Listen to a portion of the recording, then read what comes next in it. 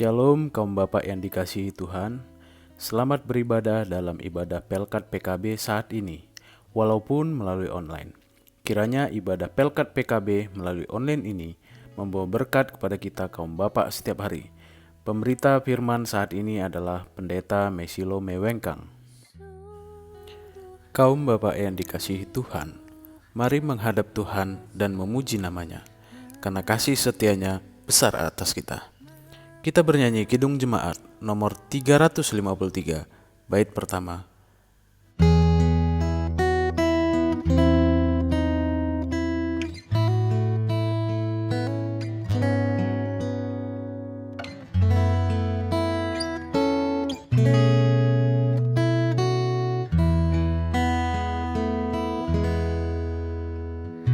Sungguh lembut Tuhan Yesus memanggil aku dan kau. Lihatlah Dia prihatin menunggu aku dan kau. Hai, mari datanglah, kau yang lelah, mari datanglah. Sungguh lembut Tuhan Yesus memanggil, kau yang sesat, marilah. Mari kita berdoa. Tuhan Yesus, saat ini kami kaum bapak akan mendengar firman-Mu. Firman-Mu yang adalah sumber berkat, sumber kekuatan. Siapkanlah hati kami dan pikiran kami ya Tuhan, supaya boleh memahami firman-Mu dan menerapkan di kehidupan kami hari demi hari. Terima kasih Tuhan Yesus.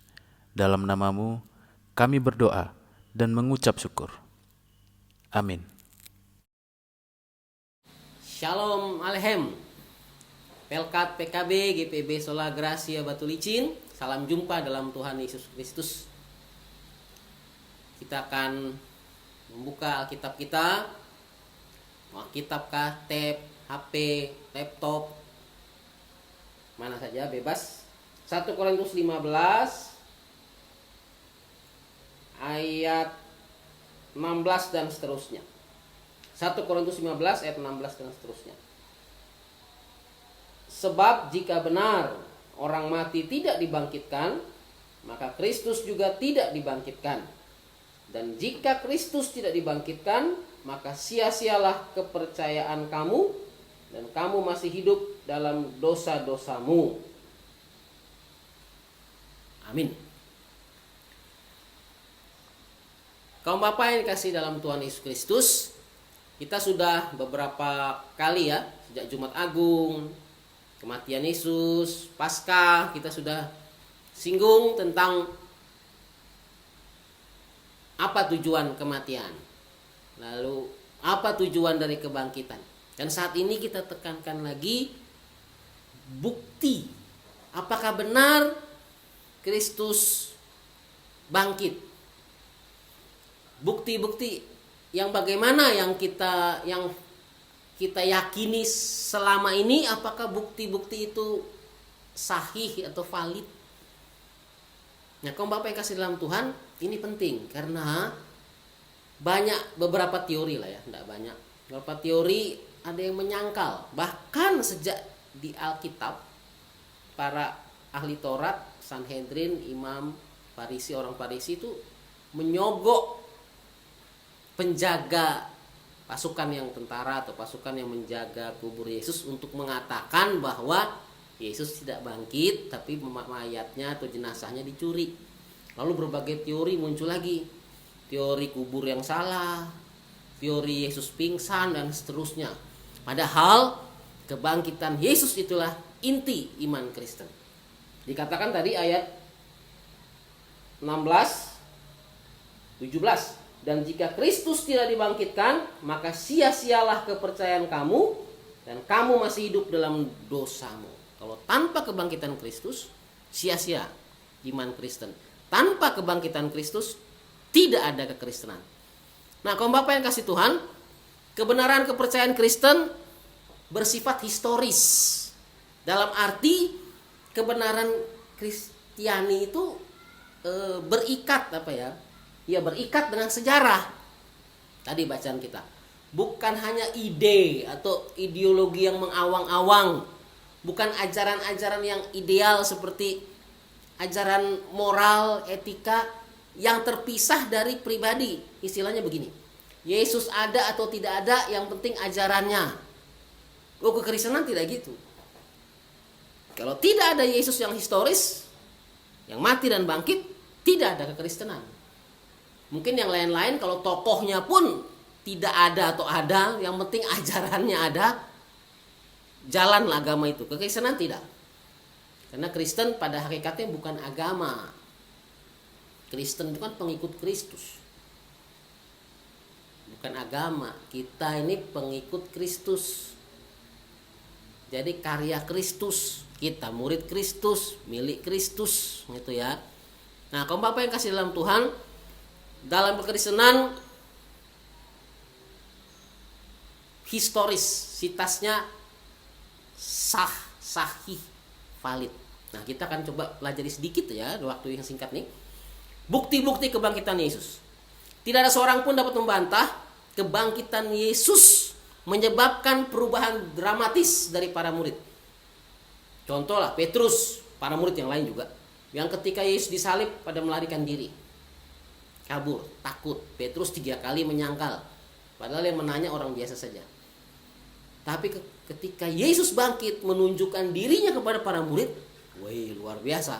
Petrus dengan berani dia berkhotbah di pelataran bait suci berhadapan dengan para imam, orang Farisi yang notabene yang menyalibkan Yesus.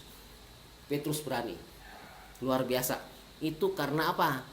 Karena Petrus dan para murid menyaksikan sendiri bahwa Yesus sudah bangkit. Keberanian murid itu luar biasa. Itu yang pertama, bahwa bukti yang sangat sahih adalah dari kebangkitan, perubahan para murid, paradigma para murid, pemikiran para murid, psikologis para murid itu jadi berani luar biasa. Karena tidak mungkin murid percaya dengan kebohongan. Misalnya ya, murid kompak semua, bilang saja Yesus bangkit. Lalu mereka diperhadapkan dengan tombak, panah, besi panas disodok dari bawah ke kepala mereka atas, dan penyiksaan diadu dengan binatang. Secara ilmu apapun tidak mungkin tetap dalam kebohongan bila ancamannya begitu besar. Apalagi kompak, semua orang percaya abad pertama. Mau disiksa dengan cara apa, tetap yakin Yesus bangkit. Kalau itu hanya suatu kebohongan, pasti mungkin 1-2 yang tetap bertahan dalam kebohongan ketika mengalami siksaan yang luar biasa. Nah, ini mau disiksa macam apa mereka? Karena benar mereka lihat Yesus bangkit. Nah, jadi kalau teori soal bahwa murid mungkin berhalusinasi, berbohong dan seterusnya, itu dengan kematian mereka yang sangat menyakitkan terbantah. Mau pakai ilmu psikologis kah dan apapun terbantah. Dan ribuan orang percaya saat itu yang mati martir. Kalau karena kebohongan, karena mereka meyakini sesuatu yang bohong, tidak mungkin. Dengan sekian banyak orang yang berabad-abad rela mati. Nah, kaum bapak yang kasih Tuhan, itu bukti. Masih banyak beberapa bukti yang lain lagi, saya utarakan lagi bahwa Yesus bangkit. Sekarang bukti Alkitab dulu ya. Tadi juga Alkitab. Sekarang bukti yang berikut dari Alkitab bahwa kebangkitan disaksikan oleh banyak orang.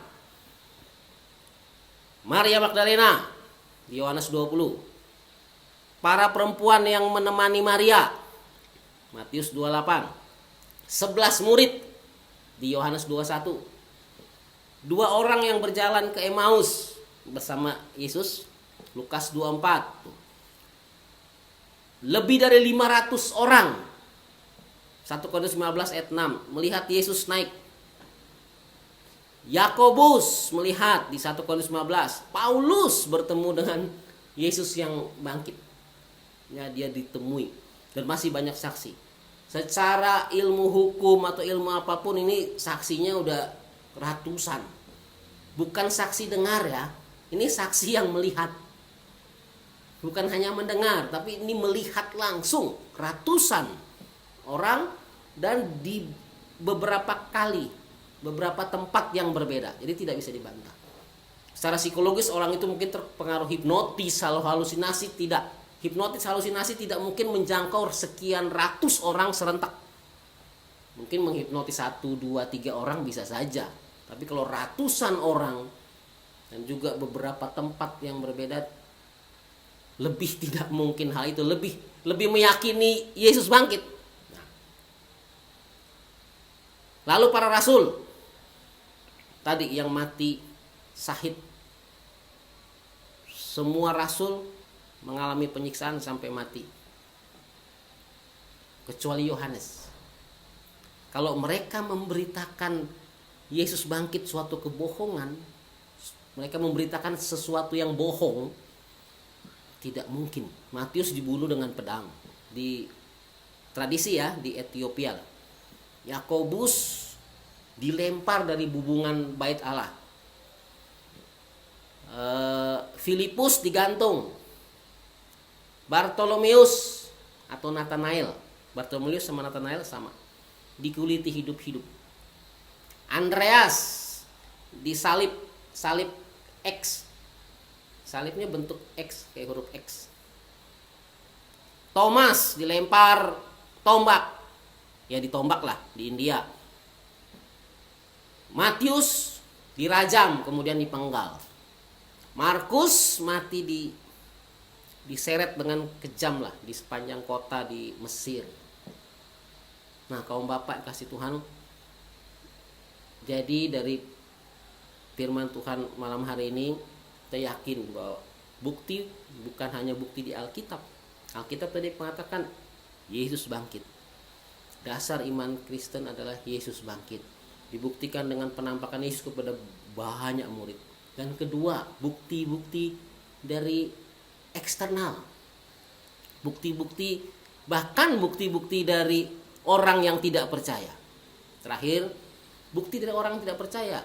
Flavius Josephus, sejarawan istana, hidup tahun 37 sampai 97. Dia menulis dalam bukunya tentang Yesus yang bangkit. Dia bukan orang percaya, dia orang Yahudi, sejarawan istana.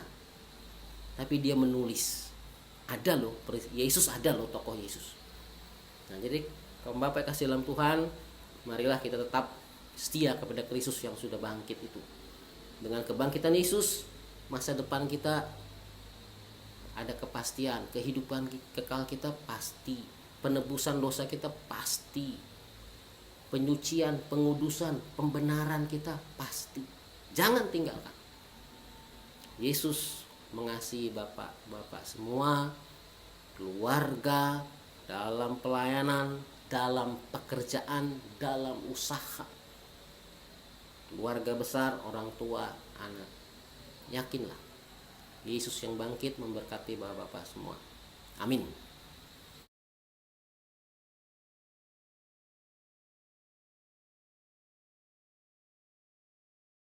Kaum bapak yang dikasihi Tuhan, kita masuk dalam doa syafaat. Mari kita berdoa.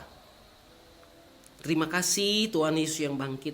Terima kasih. Kasih-Mu begitu dahsyat, begitu ajaib, begitu besar.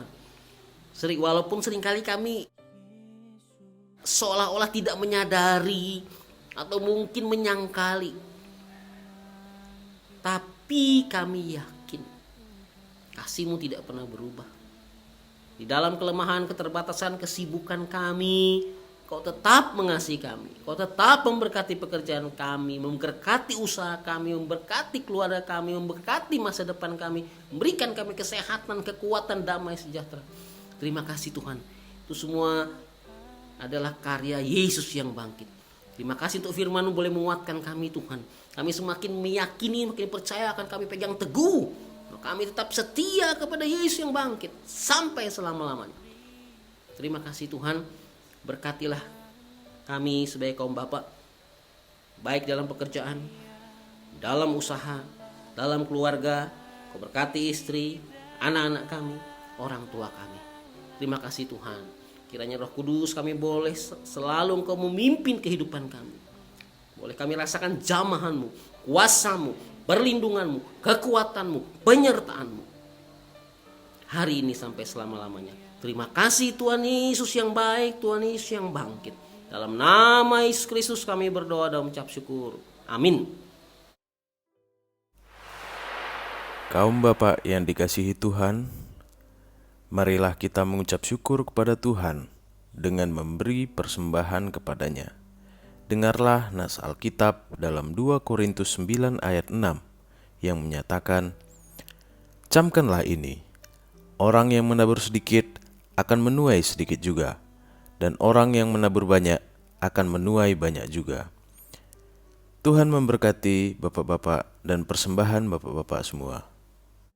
Sambil kita mengumpulkan persembahan kita, marilah kita bernyanyi Kidung Jemaat nomor 393.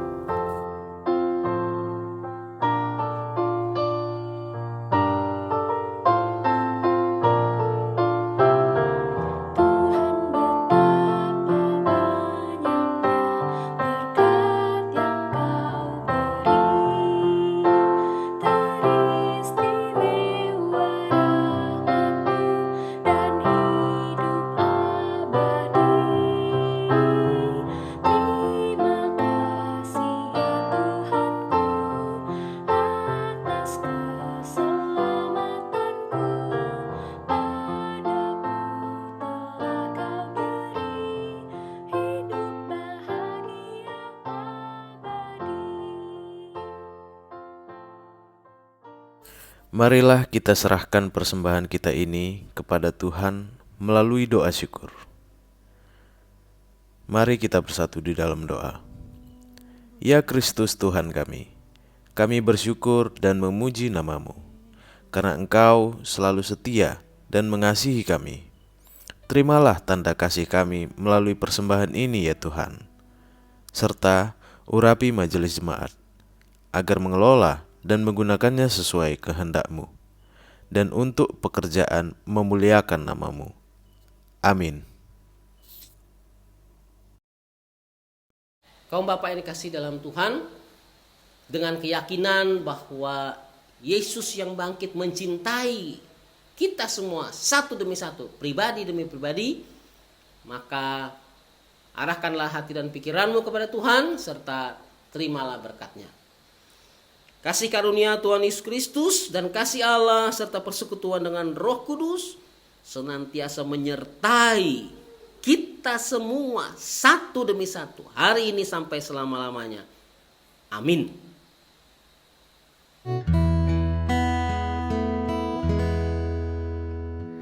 Sungguh lembut Tuhan Yesus memanggil, Mama